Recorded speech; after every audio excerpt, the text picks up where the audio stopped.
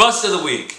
This is a category when we like to discuss players who you should not bench, but lower your expectations for. That's right. Temper those expectations. These are players who you more than likely have to start. Yeah. But what you want to do is, in another position in your lineup, go for a bang player. Go for a badass or more risk-reward player. Don't go conservative if you have a player you have to start who's going to be a bust. And then, you're going to have to bolster your lineup with somebody who can go boom. You know what I'm saying? Yeah, I like it. So, who do you got for Well, bust? Bust is someone ranked inside the top 10. Yes. If they're a running back, wide receiver, ranked in the top 5 or 6, quarterback, tight end. Yep. So, you ready for this? I'm ready. I have Rob Gronkowski as my bust of the week. I told you'd be shocked on this one. Woo! So the Colts are the best fantasy defense against tight ends. They've only given up 2 touchdowns all year. Interesting. In 10 games, 2 touchdowns. Wow. So I'm not saying, look, listen, you can't bench Rob Gronkowski. Just temper your expectations. All right. Find some bang, some boom somewhere else. That's right. And just an honorable mention. Oh, bonus. Again, right back to Monday night. Brandon Marshall. Temper those expectations. I know they're going to look for him because they're the only wide receiver they have. Right. But temper expectations for him as well. Wow. Now, wait, real quick question about the Talk to me. The Gronk. The Gronk, yes. We're talking like, now, wait, have the Colts played any decent tight ends?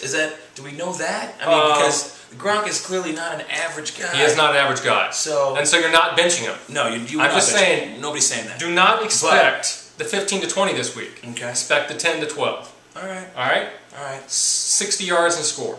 Okay, so I will look up who they've played. Okay. While you're I talk about my bust. Oh, Perfect. and you know what? You want to talk about bold calls? He thinks he's got the bold calls. Uh-oh. You know what? I have come from where bold is born, and this is Trent Richardson.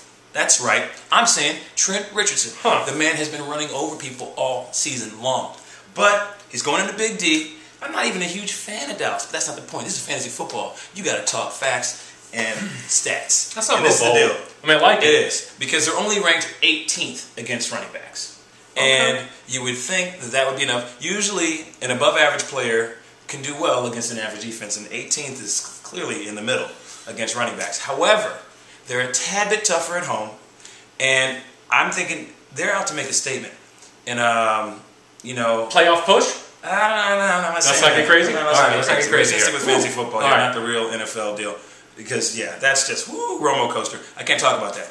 But I will talk about Dallas' defense. And again, they're going to press, they're going to stock the box and make Whedon beat him. Kind of like what the Niners are going to have to do to Forte and the crew from Chicago. So, I'm saying start him, but temper those expectations.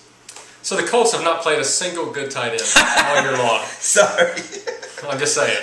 So we got that clear. Bold call. Bold call, I mean. It got bolder, didn't it? No, it got less bold. No, it got more bold. No, if they haven't played any decent tight ends and now they're finally playing one. Which I'm saying Rob Gronkowski's a bust is a much more bold call. It is now more bold. Because they haven't played anybody.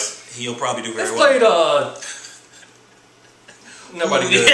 Jermichael Finley? Is he good? No, he's not. Do you remember when Jermichael Finley was like #1 tight end in the draft you wanted to pick up the last 3 years? Oh, maybe 2 years. What happened? Oh, yeah. Anyway. Good luck this week. Yes.